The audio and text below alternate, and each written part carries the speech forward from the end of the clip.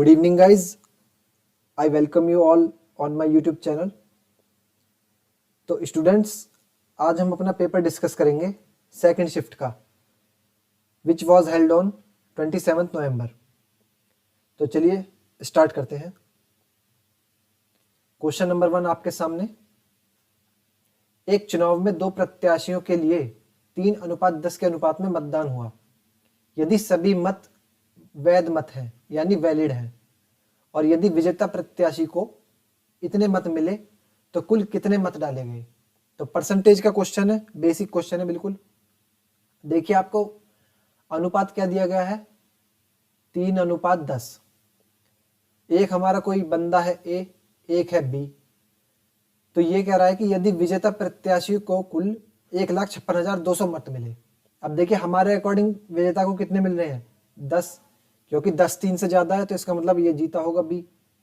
तो 10 हमारे अकॉर्डिंग है, क्वेश्चन के अकॉर्डिंग कितना है, 1,56,200।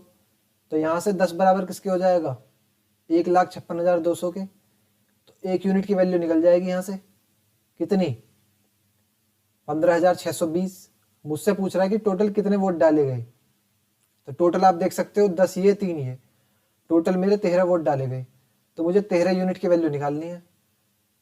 तो 13 यूनिट की वैल्यू निकालने के लिए मैं 15,620 गुणा 13 कर दूंगा।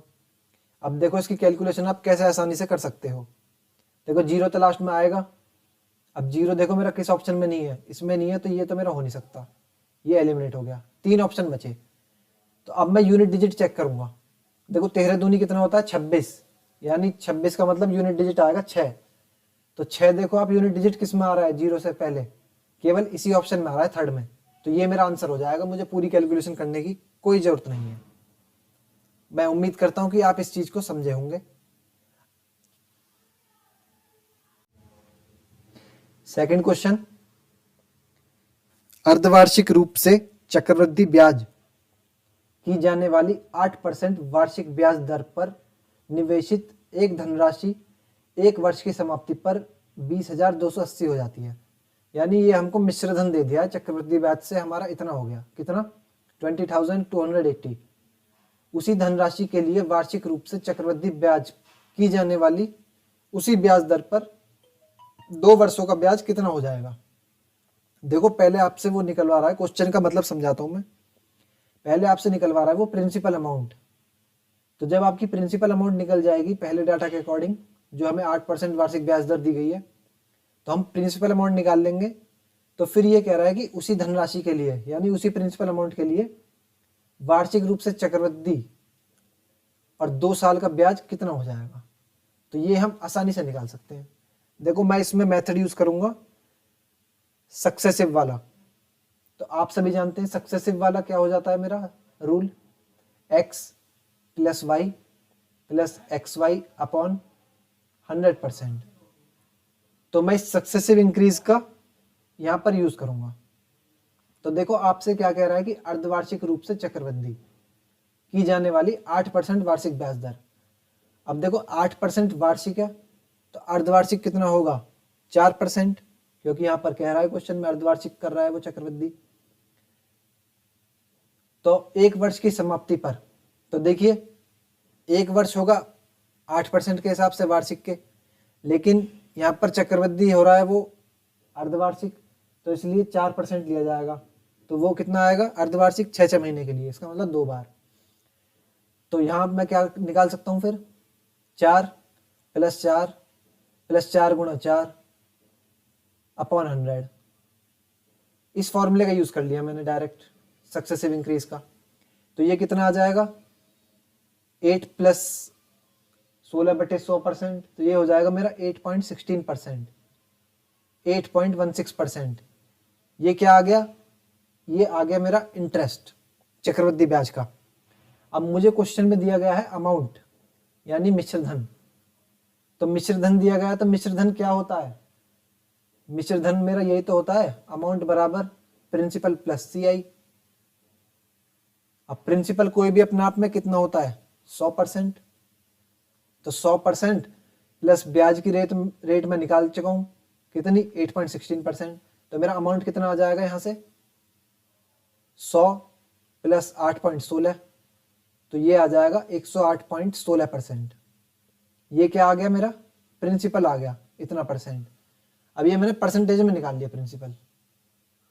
तो देखो 108.16% ये बराबर कितने के हैं, क्वेश्चन में आपको दिया गया है मिश्र धन 20,280 के। तो यहां से मुझे वैल्यू किसकी चाहिए, 100% की, प्रिंसिपल की चाहिए। तो 1% की वैल्यू निकालूंगा तो बटे में आ जाएगा 108.16, और 100% की वैल्यू निकालने के लिए 20,280 बटे 108.16 और गुणा 100। तो ये मेरा प्रिंसिपल आ जाएगा निकल के यहाँ पर। अब कुछ नहीं, यहाँ पर सीधा कैलकुलेशन करनी है आपको, तो कैलकुलेशन कर लेते हैं। देखो ये पॉइंट हटाया तो ऊपर एक जीरो बढ़ जाएगी। अब इसको सॉल्व करोगे तो क्या आ जाएगा, मैं यहाँ पर डायरेक्ट लिखता हूँ। तो ये आ जाएगा मेरा 18,750, यानी ये मेरा प्रिंसिपल निकल के आ गया, प्रिंसिपल अमाउंट मेरा मूलधन निकल के आ गया इतना। अब देखो क्वेश्चन में आगे क्या कह रहा है, वो मुझे मूलधन निकाल लिया मैंने। फिर कह रहा है कि उसी धनराशि के लिए, यानी जो हमारा मूलधन है, वार्षिक रूप से चक्रवृद्धि की जाने वाली उसी ब्याज दर पर 2 वर्ष का ब्याज कितना हो जाएगा। तो अब आपसे 2 वर्ष का पूछ रहा है और वार्षिक पूछ रहा है, तो सक्सेसिव इंक्रीज लगा देंगे इसमें भी। तो 8% है तो कितना हो जाएगा, 8 + 8 + 8 × 8 64/100 इतना परसेंट। तो ये कितना हो जाएगा, 16.64%। यानी अगर मैं प्रिंसिपल का इतना परसेंट निकाल दूं तो वो मेरा अमाउंट निकल के आ जाएगा मिश्रधन। तो देखिए 18,750 का मुझे निकालना है 2 वर्षों का ब्याज। तो ब्याज दर निकाल लिया मैंने टोटल परसेंटेज में, तो इसका मैं 16.64% निकाल लूंगा। तो परसेंटेज के लिए परसेंटेज हट जाएगा, नीचे आ जाएगा 100। अब यहाँ से कुछ नहीं, सिंपल कैलकुलेशन करनी है आपको। तो ये 0 से 0 चले जाएगा, ये पॉइंट आके नीचे 2 जीरो आ जाएंगे। इसको आप 25 से काटोगे तो सॉल्व करोगे तो ये मेरा डायरेक्ट आ जाएगा 3120, और यही हो जाएगा मेरा आंसर। ये मेरा ब्याज आ जाएगा चक्रवृद्धि, जो मेरे से क्वेश्चन में पूछा गया है। तो आसान क्वेश्चन है, कुछ नहीं है, सिंपल कैलकुलेशन करनी है। बस 2 बार आप सक्सेसिव इंक्रीज वाला फॉर्मूले का यूज कर लोगे तो आसानी से इस क्वेश्चन को आप सॉल्व कर सकते हो। कोई हमें ट्री वाला मेथड यूज करने की जरूरत नहीं है, डायरेक्ट आप सक्सेसिव इंक्रीज वाला यूज करो और आंसर निकालो। आइए दोस्तों बात करते हैं अगले क्वेश्चन की। Question number 3। यदि किसी वृत्त की त्रिज्या मतलब रेडियस, वृत्त मतलब सर्कल, यदि किसी सर्कल की रेडियस में 10% की वृद्धि की जाए तो उसके क्षेत्रफल में कितने % वृद्धि होगी। तो मेरे से परसेंटेज में रिजल्ट पूछ रहा है, तो इसका मतलब मुझे कांस्टेंट मान की वैल्यू रखने की कोई जरूरत नहीं पड़ेगी। अब देखो आप सभी जानते हो एरिया ऑफ सर्कल का फॉर्मूला क्या होता है, πr²। तो देखो ये कह रहा है कि रेडियस में 10% वृद्धि कर दी जाए। 10% आप सभी जानते हो कितना होता है, 1/10। यानी अगर पहले मेरी रेडियस थी 10 और अब कर दी 11, तो दोनों के अकॉर्डिंग एरिया मेरा अलग अलग आएगा। तो देखो पाई और r² है, तो इसका मतलब 10 × 10 हो जाए 11 × 11। अब मुझे परसेंटेज में रिजल्ट निकालना है, तो मुझे पाई का वैल्यू रखने की कोई जरूरत नहीं है, ये मेरे कट जाएंगे। तो देखो सीधा यहाँ से निकालो आप, इसका एरिया कितना आ जाएगा 100, इसका आ जाएगा 121। पाई कांस्टेंट है, मैं उसको नहीं ले रहा क्योंकि परसेंटेज में रिजल्ट निकालना है मुझे एक्यूरेट वैल्यू नहीं निकालनी। अगर मुझसे वो एक्यूरेट वैल्यू पूछता तो फिर मुझे पाई का मान रखना पड़ता, क्योंकि फिर आंसर में चेंज आ जाता। लेकिन यहाँ पर क्या पूछ रहा है, परसेंटेज में। तो परसेंटेज में जब भी आपसे रिजल्ट पूछे तो आपका कांस्टेंट मान लेने की कोई ज़रूरत नहीं है। तो देखो एरिया मेरा कितना हो गया, 100 से 121 हो गया। कितना चेंज आ गया, 21 का। तो 21 का चेंज आया कितने पर, पुराने वाले एरिया 100 पर, और परसेंटेज निकालने के लिए गुणा 100 से 100 कट गया तो कितना आ जाएगा 21%, और ये मेरा हो जाएगा आंसर, ऑप्शन सेकंड। आसान सा क्वेश्चन था।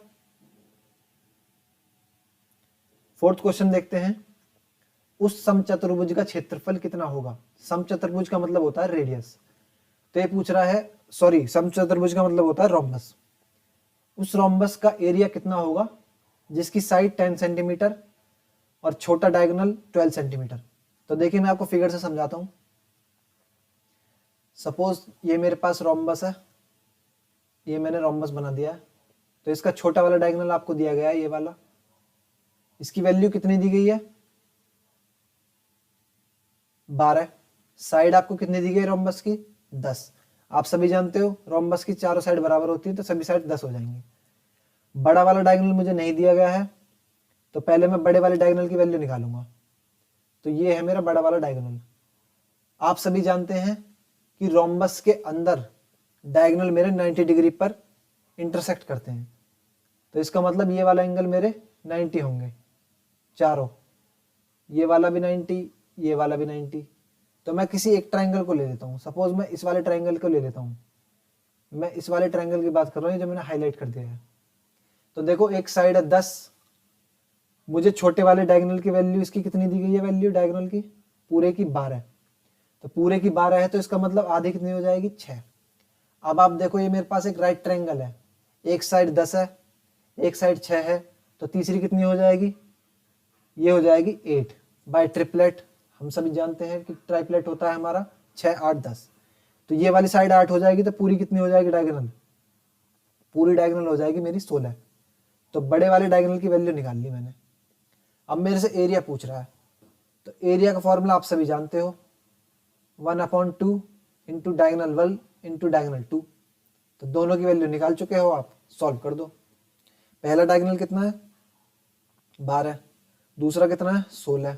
अब बटे 2, ये 2 से 8 बार चले जाएगा, तो ये कितना आ जाएगा मेरा? 12, 8, 96। तो एरिया आ गया मेरा 96, और 96 हो जाएगा इसका आंसर, ऑप्शन फर्स्ट।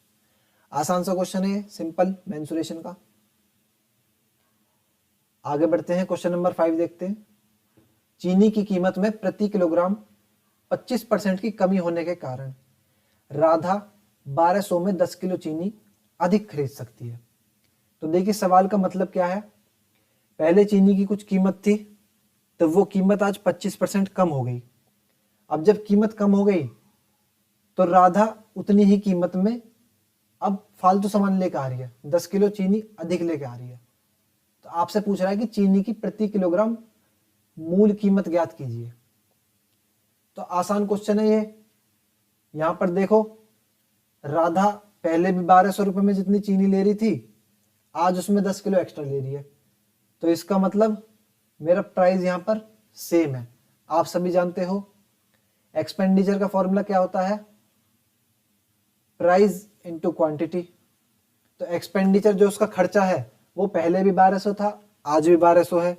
तो इसका मतलब यहाँ मेरे लिए सवाल आसान हो गया, मुझे एक्सपेंडिचर को लेने की कोई जरूरत नहीं पड़ेगी। यहाँ से मैं खाली प्राइस और क्वांटिटी का रेशियो लेकर इस सवाल को आसानी से कर सकता हूँ।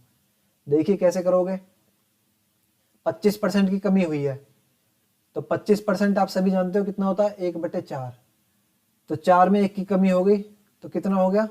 3/4। यानी पहले प्राइस मेरा कितना था?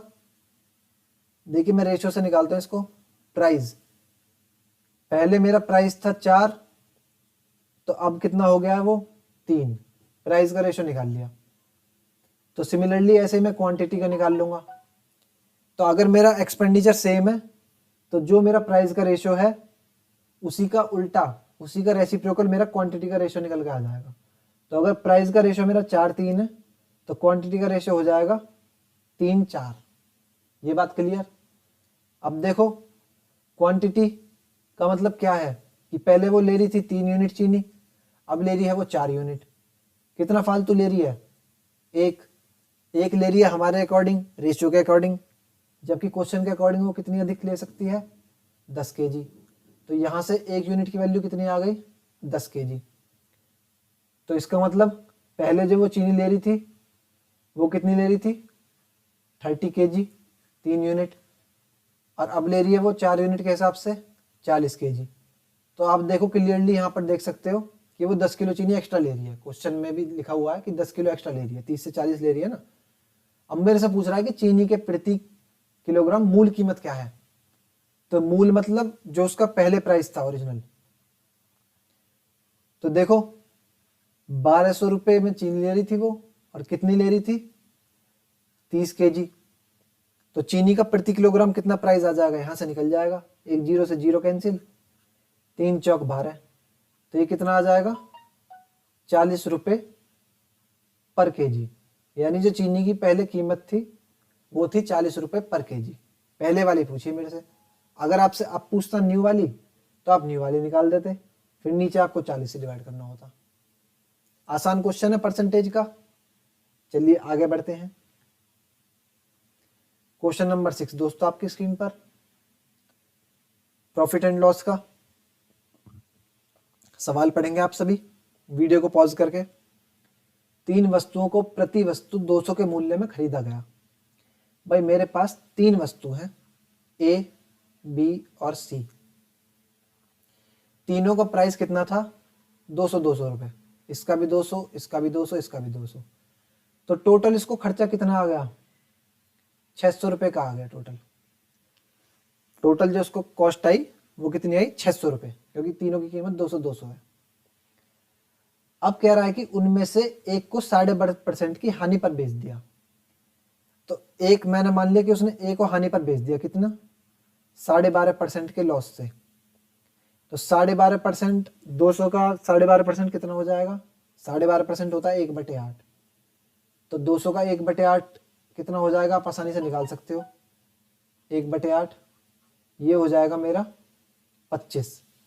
तो यानी उसने 200 की चीज को 12.5% लॉस से बेचा। तो कितने में बेची वो, 175 में। ये उसने एक वस्तु बेची 175 रुपये में। फिर आगे क्या कह रहा है कि यदि अन्य 2 वस्तुओं को उस मूल्य पर बेचा गया हो जिससे पूरे सौदे में 20% का लाभ हुआ है।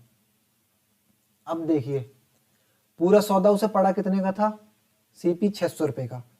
अगर इसे पूरे सौदे पर 20% का लाभ हुआ होता तो कितने का होता, 20% अगर इसे लाभ हुआ होता, यहाँ पर प्रॉफिट, मैं यहाँ पर लिख देता हूँ, प्रॉफिट ऑफ 20%, तो उसका एसपी हो जाता 600 का 20% हो जाएगा 720। आप कैलकुलेट कर सकते हो। तो उसे कितना प्रॉफिट होता, 120 रुपये का। टोटल उसे कितना एसपी पड़ता फिर, 720। तो ये कह रहा है कि अन्य 2 वस्तुओं को उस मूल्य पर बेचा गया हो जिससे पूरे सौदे में 20% का लाभ हुआ है। तो देखिए अन्य 2 वस्तु जो है उसका सीपी कितना हुआ, 400 रुपये, 200 और 200। तो मैं अन्य 2 वस्तुओं की बात कर रहा हूँ, उनका सीपी हुआ कितना, 400 रुपये। और ये कह रहा है कि उसको इतने में बेचा गया कि पूरे सौदे में 20% का लाभ हुआ हो। तो पूरे सौदे में 20% का लाभ कब होता, जब एसपी 720 होता। तो 720 में से मैं अगर अपने इस वाले लॉस को घटा दूं जिसपे मुझे 12.5% का, जो मैंने एक सौदा अपना 12.5% लॉस के साथ बेचा था, तो 720 में से मैं उसको घटा दूंगा, 175 कितना आ जाएगा ये। तो अब जो मेरा नया एसपी आया वो कितना आ गया, 545। देखो मैं आपको बताता हूँ कि मैं आपको क्या समझाना चाह रहा हूँ। क्वेश्चन पढ़ो आप ध्यान से, लैंग्वेज।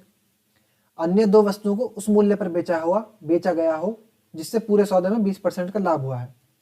पूरे सौदे में उसको 20% का लाभ कब होता, जब वो 600 का माल 720 में बेचता, क्योंकि 120 का फायदा होता। तो 120 600 का कितना है, 20%, तो उसे 20% का फायदा हो गया। लेकिन क्वेश्चन के अकॉर्डिंग मैं अपना एक माल, जो एक प्रोडक्ट है, उसको मैं 12.5% लॉस के साथ बेच चुका हूँ।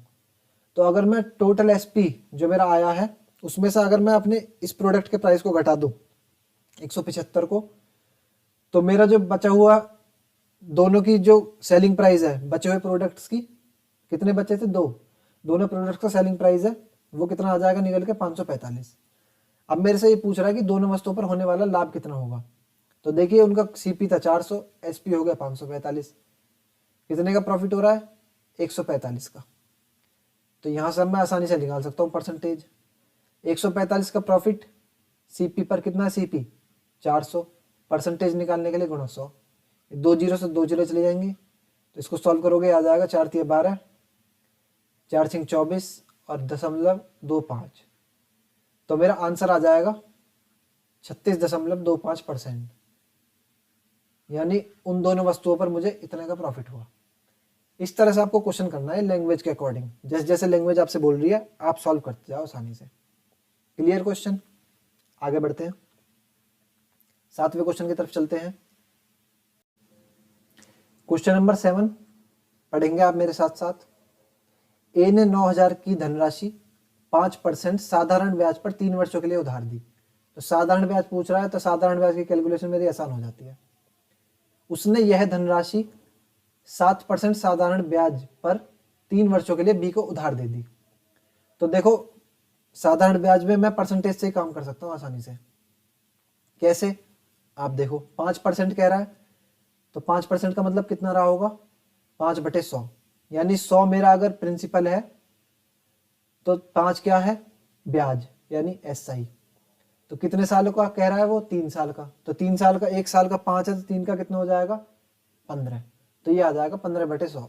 अगर 100 मेरा प्रिंसिपल है तो 15 SI है, पहली कंडीशन के लिए। दूसरी कंडीशन में कह रहा है कि उसी धनराशि को 7% SI पर 3 वर्षों के लिए किसी और को उधार दे देता है, बी को। तो 7% ब्याज है 3 साल का, 1 साल का 7 है, 3 का कितना हो जाएगा? 21। तो 3 साल का SI 21, प्रिंसिपल कितना है? 100। ये हो गया प्रिंसिपल, ये हो गया SI। तो उसे प्राप्त होने वाला लाभ ज्ञात कीजिए। भाई इसने एक आदमी से 5% पर उधार ले लिया और 7% पर किसी और को इसने दे दिया उसको। तो आपसे पूछ रहा है कि उसे टोटल लाभ कितना हुआ। तो देखो, अगर मैं इसको आपको बेसिक से बताऊं तो यहाँ पर प्रिंसिपल अमाउंट मुझे क्वेश्चन में कितना गिवन है? 9,000। हमारे अकॉर्डिंग कितना है? 100। तो यहाँ से मुझे क्लियरली पता चल रहा है कि 100 बराबर किसके हो जाएगा? 9,000 के। 100 यूनिट बराबर 9,000। तो यहाँ से 1 यूनिट की वैल्यू कितनी आ जाएगी? 1 बराबर किसके हो जाएगा? 90 के। तो ब्याज कितना आ जाएगा मेरा यहाँ पर? 15 गुणा 90। तो ये कितना हो जाएगा? 15 निम्मा 135, 1350 रुपये। यानी यहाँ उसे ब्याज कितना देना पड़ा? 1350। अब आगे देखो, 100 यूनिट बराबर 9,000, प्रिंसिपल मेरा 9,000 है, तो 1 बराबर कितने का आ जाएगा? यहाँ भी 90 के। तो यहाँ फिर 21 यूनिट की वैल्यू निकाल लेंगे, 21 गुणा 90। तो ये कितना हो जाएगा? 21 गुणा 90 करोगे आप, 0 आ जाएगा। 9 एकम 9, 9 दूनी 18। तो यहाँ से ब्याज उसे कितना मिला? 1890। तो देखो, इस आदमी को वो 1350 रुपये ब्याज दे देगा और इससे उसे 1890 मिले हैं। तो यहाँ ज़्यादा मिले, यहाँ कम देगा। तो देखो उसे कितने का लाभ हो गया। इन दोनों के बीच अंतर देखो कितना आ जाएगा। ये 0, 4 और 5, तो 540 का फायदा हो गया उसे। अब मेरे से क्वेश्चन में ये पूछ रहा है कि उसे कितना लाभ हुआ, तो 540 रुपये का लाभ हो गया इसे। Option second. आसान सा क्वेश्चन है। चलिए आगे बढ़ते हैं, 8वां क्वेश्चन देख लेते हैं। यदि दो धनात्मक संख्याओं, दो पॉजिटिव नंबर है, उनके स्क्वायर्स का सम 2426 है। हिंदी में क्वेश्चन आपके सामने है, मैं इंग्लिश में पढ़ देता हूँ उसका क्या मतलब है। कोई दो पॉजिटिव नंबर है, उनके स्क्वायर्स का सम 2426 है, उसमें से एक संख्या का स्क्वायर रूट 7 है। तो स्क्वायर रूट 7 है, तो इसका मतलब ओरिजिनल नंबर क्या रहा होगा? 49। आपसे क्वेश्चन में ये कह रहा है कि उसका स्क्वायर रूट 7 है। तो स्क्वायर रूट 7 किसका होता है? 49 का। तो इसका मतलब ओरिजिनल नंबर क्या रहा होगा मेरा? 49 रहा होगा। तो दूसरी संख्या बतानी है। तो देखो भाई, आपके पास दो पॉजिटिव नंबर है, ए स्क्वायर प्लस बी स्क्वायर, इनका स्क्वायर का सम दे रखा आपको 2426। तो आपको एक वैल्यू पता है, एक संख्या कितनी है? 49। तो 49 है, इसका स्क्वायर कर दो, प्लस बी स्क्वायर की आपको बतानी है, और ये कितने के बराबर है? 2426 के। तो देखो, अगर आप 49 का स्क्वायर करोगे यहाँ से तो कितना आ जाएगा? ये आ जाएगा मेरा 2401, और 2401 इक्वल टू के उधर ले जाऊंगा मैं तो माइनस का हो जाएगा। तो यहाँ से डायरेक्ट बी स्क्वायर की वैल्यू निकालता हूँ। ये कितनी हो जाएगी? 2426 माइनस 2401। तो बी स्क्वायर की वैल्यू कितनी आ गई? 25। तो बी की वैल्यू कितनी आ जाएगी? 25 का रूट, स्क्वायर रूट, ये कितना होता है? 5। तो मेरे से यही पूछ रहा है दूसरी संख्या क्या होगी, तो दूसरी संख्या हो जाएगी मेरी 5। आसान क्वेश्चन है ये भी। आगे बढ़ते हैं, 9th question, time and distance. Question पढ़ेंगे। एक रेलगाड़ी 400 किलोमीटर की दूरी को एक समान चाल से तय करती है। यदि उसकी चाल 10 किलोमीटर अधिक होती तो देखो जैसे जैसे क्वेश्चन बोल रहा है उसी के अकॉर्डिंग चलेंगे, हम बेसिक से करेंगे इसको। देखो डिस्टेंस कितनी है, 400 किलोमीटर। स्पीड हमें देनी रखी, तो मैं मान लेता हूँ स्पीड है उसकी s। फिर कह रहा है कि अगर उसकी स्पीड 10 ज़्यादा होती तो डिस्टेंस तो मेरी सेम ही है, स्पीड 10 ज़्यादा होती तो कितनी हो जाती, s + 10। तो उसे वही दूरी तय करने में 2 घंटे कम समय लगता, तो उसे 2 घंटे कम समय लगता अगर वो इतनी स्पीड से चलता, 2 घंटे। तो यानी इसमें से ये माइनस करना पड़ेगा। तो अब ये आपकी इक्वेशन बन गई यहाँ पर। अब आप इस इक्वेशन को ध्यान से देखो। अब यहाँ से आप डायरेक्ट काम ऑप्शन से कर सकते हो। तो देखो ऑप्शन में सबसे पहले उठाऊंगा जिनके लास्ट में 0 है। तो देखो आंसर आपके सामने 40 है, तो 40 आपको पता है सेटिस्फाई हो जाएगा। मैं पहले उठाता हूँ 30। तो देखो अगर मैं इसकी जगह 30 पुट करता हूँ, मेरे से रेलगाड़ी की स्पीड ही तो पूछ रहा है वो, तो s हो जाएगा 30 है मैं मान रहा हूँ अगर, और ये हो जाएगा 400/40। तो इसको सॉल्व करो, तो सॉल्व करके देखो क्या मेरा 2 आ रहा है। तो देखो अगर सॉल्व करोगे तो ये आएगा 40/3, अब माइनस ये आएगा 10। तो 40/3 में से 10 घटाओगे तो कहीं से भी 2 नहीं आएगा, तो इसका मतलब 30 मेरा ऑप्शन नहीं होगा। अब मैं चेक करूंगा उठाकर 40 वाला। तो देखो 40 वाला पुट करता हूँ, तो 400/40 माइनस, अब उसकी स्पीड बढ़ गई, तो स्पीड बढ़ गई तो इसका मतलब उसे टाइम कम लगेगा। तो हमेशा बड़ी में से छोटी वाली वैल्यू घटाते हैं। तो 400 बटे, अब उसकी स्पीड हो गई 40 + 10 50, उसे टाइम लगना चाहिए 2 घंटे का। 2 घंटे कम समय लगता है पहले जितना लग रहा था उससे। अब देखो ये 0 से 0 चले जाएगा तो यहाँ कितना बचेगा 10, माइनस ये 0 से 0 चले जाएगा तो ये कितना बचेगा 40/5, और बराबर 2 आना चाहिए। तो इसको सॉल्व करोगे आ जाएगा 50 - 40/5, तो ये आ जाएगा 10/5, और बराबर 2 आना चाहिए। तो ये मेरा 2 आ रहा है, तो ये ऑप्शन मेरा सेटिस्फाई हो गया। इसका मतलब यही वाला ऑप्शन हो जाएगा मेरा करेक्ट आंसर 40। इस पर आप टिक करोगे और आगे बढ़ जाओगे। इस तरह से आपके क्वेश्चन को सॉल्व करना था। आइए दोस्तों आगे बढ़ते हैं क्वेश्चन नंबर 10 की तरफ। कह रहा है कि वह छोटी से छोटी संख्या कौन सी है जिसे 12, 21 और 35 से विभाजित करने पर समान शेषफल 2 प्राप्त हो रहा है। यानी आपको ऑप्शन में से देखकर बतानी है कि वो छोटी संख्या कौन सी है जिसे मैं इनसे डिवाइड करता हूं तो मुझे रिमाइंडर 2 मिलना चाहिए। तो देखो 12, 21 और 35, अगर मैं इसका एलसीएम निकालूं तो एलसीएम में आसानी से निकाल सकता हूं। तो देखो अगर कोई संख्या 12, 21 और 35 से विभाजित हो रही है तो इसका मतलब इनके एलसीएम से विभाजित होगी। तो मैं इसका एलसीएम निकाल लूंगा। एलसीएम कितना आ जाएगा इनका 420, आप निकाल कर चेक कर सकते हो। तो देखो छोटी से छोटी संख्या आपको लेनी है। अब 212 तो ज़्यादा छोटी हो गई, तो ये तो होगा नहीं। 3 ऑप्शन बचे, रिमाइंडर मेरा 2 आना चाहिए। तो 422 देखो आप, 422 को अगर 420 से डिवाइड करोगे तो आपका रिमाइंडर 2 बचेगा, और 2 ही बचना चाहिए क्वेश्चन के अकॉर्डिंग। तो 420 हो जाएगा करेक्ट आंसर। केवल 2 लाइन का सवाल है, 10 सेकंड में एलसीएम लो, ऑप्शन सेटिस्फाई करो और सवाल खत्म। बस इतना ही टाइम लगना चाहिए इसमें। आगे बढ़ते हैं।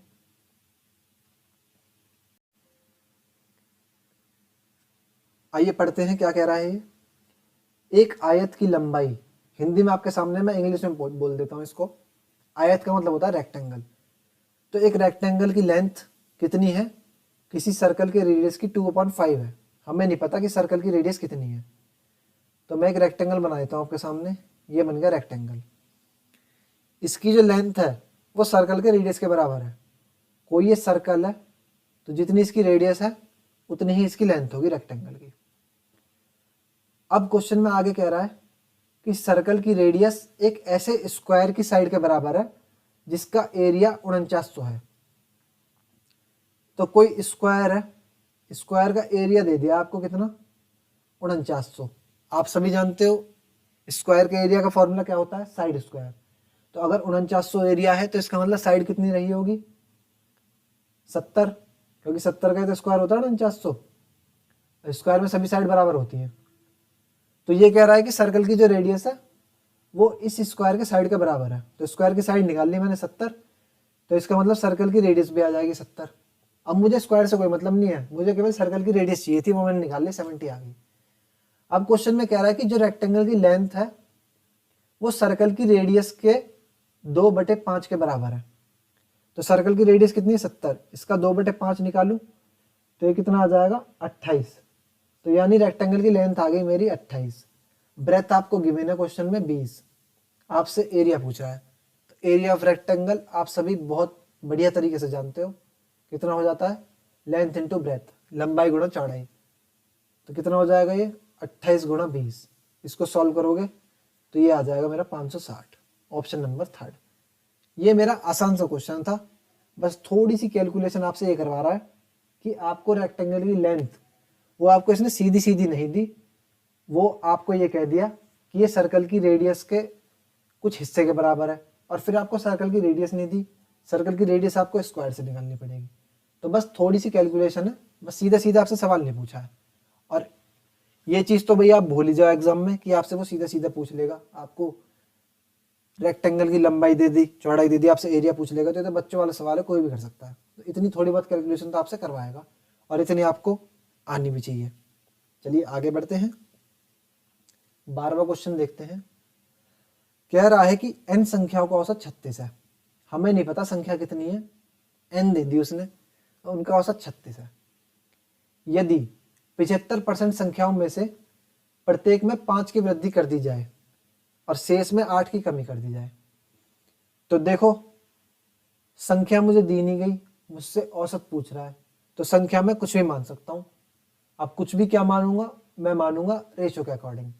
मेरे को कह रहा है कि 75% संख्या, 75% आप सभी जानते हो कितना हो जाता है 3/4। तो यानी अगर मैं मानूं टोटल संख्या कितनी है 4, टोटल संख्या है 4, तो 4 में से 3 संख्याओं में तो प्रत्येक में कर दी गई वृद्धि 5 की, और एक में कर दी गई 8 की कमी। क्वेश्चन पढ़ो अब क्या कह रहा है कि यदि 75% संख्याओं में से प्रत्येक में 5 की वृद्धि कर दी जाए, तो मेरे पास 75% संख्या कितनी है 3, तो 3 संख्याओं में अगर मैं 5-5 की वृद्धि करूंगा तो कितना आ जाएगा ये 15। भाई 5-5 की वृद्धि हो रही है ना 3 संख्या में, तो 5 गुणा 3 15। और फिर कह रहा है कि ये शेष संख्या में 8 की कमी कर दी जाए। शेष कितनी बची मेरी 1, तो 1 में 8 की कमी करूंगा तो कितनी हो जाएगी 8। तो अब देखो इनके बीच का डिफरेंस कितना आ गया, 7 का डिफरेंस आ गया। आपसे पूछ रहा है कि संख्याओं का नया औसत कितना होगा, तो औसत कितना आ गया मेरा 7, नया औसत कितनी संख्याओं पर 4 पर, तो नया एवरेज निकल जाएगा यहाँ से। 7 मेरा एवरेज आया, डिफरेंस आया 4 संख्याओं पर। इसको सॉल्व करोगे तो ये आ जाएगा 3, 3 बचा, 4 एकम 4, 3 बचा, 3 नहीं जा सकता तो पॉइंट लगाऊंगा, 0 बढ़ जाएगी, तो 4 सत्ते 28, 4 पंजे 20। तो यानी जो मेरा औसत है उसमें 1.75 की वृद्धि हो जाएगी। औसत पहला मेरा कितना था 36, अब उसमें 1.75 की वृद्धि हो जाएगी, क्योंकि मैंने 75% संख्याओं में 5 की वृद्धि कर दी और एक में 25% में 8 की कमी कर दी। तो ये वाली कैलकुलेशन करने के बाद मेरी 1.75% की वृद्धि होगी। तो इसमें मैं 1.75 जोड़ दूंगा तो कितना हो जाएगा ये नया औसत 37.75, और यही मेरा आंसर है ऑप्शन 3। इस तरह से आपको सवाल करना था, ये वाला बेहद ही आसान सवाल। चलिए आगे बढ़ते हैं फिर 13वां क्वेश्चन देख लेते हैं क्या कह रहा है आपसे। एक दुकानदार अपनी वस्तुओं पर कॉस्ट प्राइस से 20% अधिक मूल्य अंकित करता है, यानी मार्क करता है। मैं मान लेता हूं कि उस दुकानदार का सीपी था 100 रुपये, उसने मार्क कितना किया 20% एक्स्ट्रा, तो यानी उसने मार्क प्राइस जो रखा अपनी प्रोडक्ट का, अपनी वस्तु का, वो रखा 120। क्योंकि मेरे से परसेंटेज पूछ रहा है तो मुझे ओरिजिनल मान की जरूरत नहीं है, मैं कुछ भी ले सकता हूं। अब कह रहा है कि वह उनमें से 3/4 वस्तुओं को अंकित मूल्य पर बेच देता है। अब मुझे ये नहीं पता कि मेरे पास वस्तु कितनी है, मैं मान लेता हूं कि मेरे पास 100 ही वस्तु है। तो देखिए अगर 100 वस्तुएं हैं और 100 वस्तुओं का प्राइस कितना है, 100 रुपये है। यहाँ पर मान लो आप टोटल वस्तु बराबर 100। अब देखो वो कह रहा है कि उसमें से 3/4 वस्तुओं का अंकित मूल्य पर बेच देता है। टोटल वस्तु है 100, 100 का 3/4 कितना हो जाएगा, 75। तो यानी उसने 75 वस्तु जो है वो तो मार्क प्राइस पर बेच दी। मार्क प्राइस कितना है, 120। 75 वस्तु उसने 120 रुपये में बेच दी। तो कितने में बिकी टोटल, ये 0, ये आएगा 9000। तो उसने 75 वस्तु 3/4 वस्तु मार्क प्राइस पर बेच दी 9000। टोटल उसकी कॉस्ट प्राइस कितना था, टोटल जो उसका कॉस्ट प्राइस आना चाहिए था वो कितना आना चाहिए था, 100 वस्तु है और एक वस्तु 100 रुपये की है। तो 100 गुणा 100, ये हो जाएगा टोटल कॉस्ट उसे पड़ी 10,000 रुपये की। तो उसने आधा माल 3/4 माल तो बेच दिया 9000 में। फिर क्या रहा है वो कि शेष को उसने अंकित मूल्य पर 30% की छूट देकर बेचता है। अंकित मूल्य कितना है, 120। अगर 120 पर 30% की छूट देगा तो सेलिंग प्राइस आ जाएगा निकल के कितना, 120 का 30% कितना होता है, 3/10। तो ये जाएगा 36। यानी उसने शेष वस्तुओं को 84 रुपये में बेच दिया।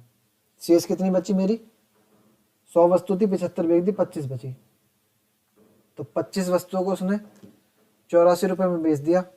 तो कितना आएगा ये, 25 गुणा 84, ये आ जाएगा आपका 2100। तो उसने शेष वस्तुओं को बेच दिया 2100 रुपये में। अब देखो उसकी टोटल कॉस्ट कितनी आ रही थी, लागत 10,000 रुपये।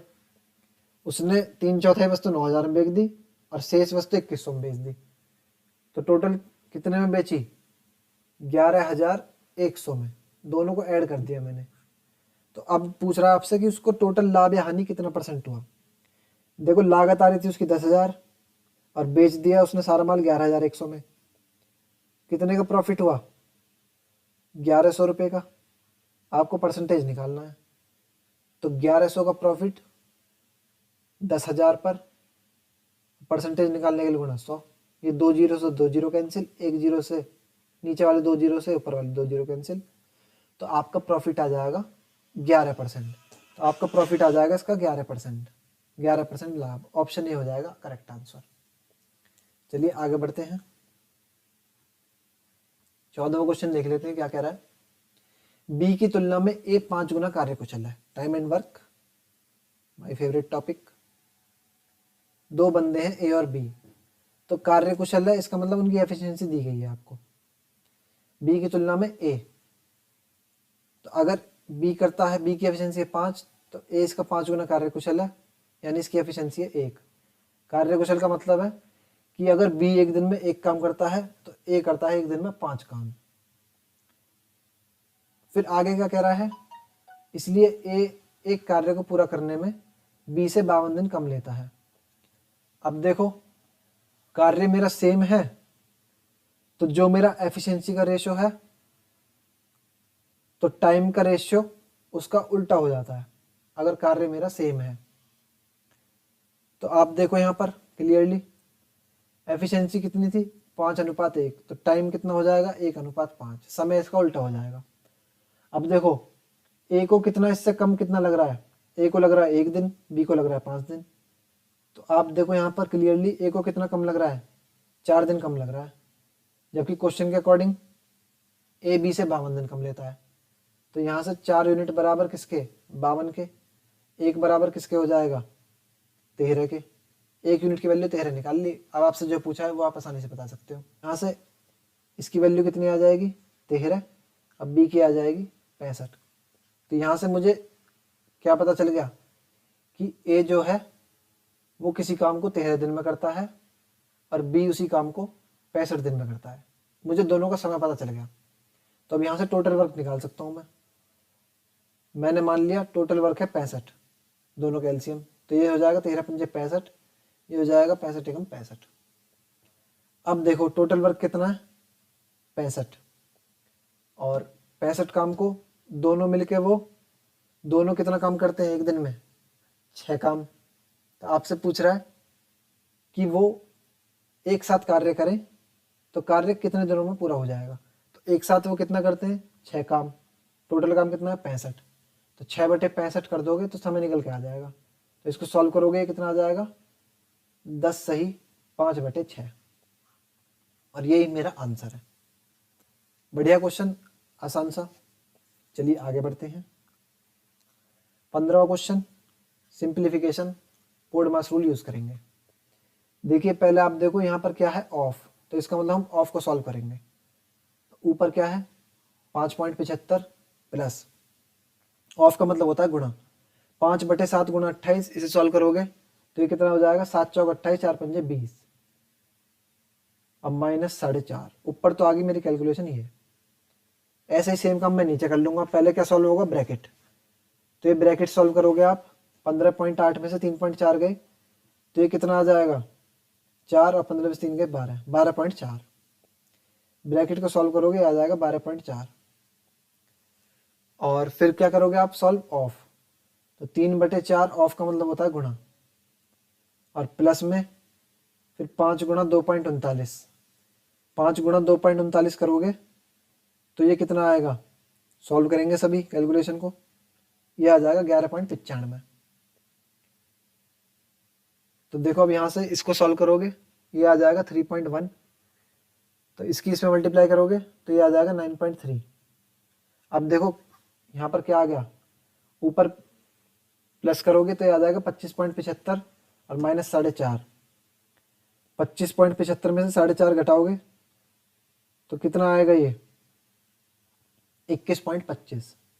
तो ऊपर आ गया मेरा न्यूमिनेटर में 21.25, और डिनोमिनेटर में कितना आ जाएगा, 9.3 प्लस 11.95। इसको सॉल्व करोगे तो ये कितना आ जाएगा, 9.3 प्लस 11.95, तो ये आ जाएगा मेरा नीचे 21.25। तो ऊपर नीचे सेम आ गया, कट जाएगा, आंसर आ जाएगा 1, और 1 ही है आपका करेक्ट आंसर, ऑप्शन 1। तो दोस्तों ये था हमारा सेकंड शिफ्ट का पेपर, जो पेपर हमारा 27 नवंबर को हुआ था। तो मैंने आपको सारे 15 क्वेश्चन करवा दिए, और मुझे उम्मीद है कि क्वेश्चंस आपको समझ में आए होंगे। अगर आपको समझ में नहीं आए तो एक बार आप वीडियो को दोबारा से देख सकते हो। सो गाइज, अगर आपको वीडियो अच्छी लगी तो वीडियो को लाइक जरूर करना, साथ ही हमारे चैनल को सब्सक्राइब जरूर करना। नेक्स्ट क्लास में हम अपना अगली शिफ्ट का पेपर डिस्कस करेंगे। यहाँ पर ये हमने पूरी सीरीज चलाई है दिल्ली पुलिस के पेपर, मैं आपको सारे पेपर सॉल्व कराऊंगा जितने भी शिफ्ट में हुए हैं। टोटल 37 शिफ्ट में पेपर हुए हैं हमारे, तो मैं आपको पूरे 37 के 37 सेट करवाऊंगा। बस आप वीडियो को दबा के शेयर करना है, ताकि सभी लोगों तक पहुंचनी चाहिए कि हाँ भाई दिल्ली पुलिस के पेपर यूट्यूब पर किसी ने सॉल्व कराए हैं। तो चलिए आज की इस वीडियो में इतना ही, बहुत बहुत धन्यवाद।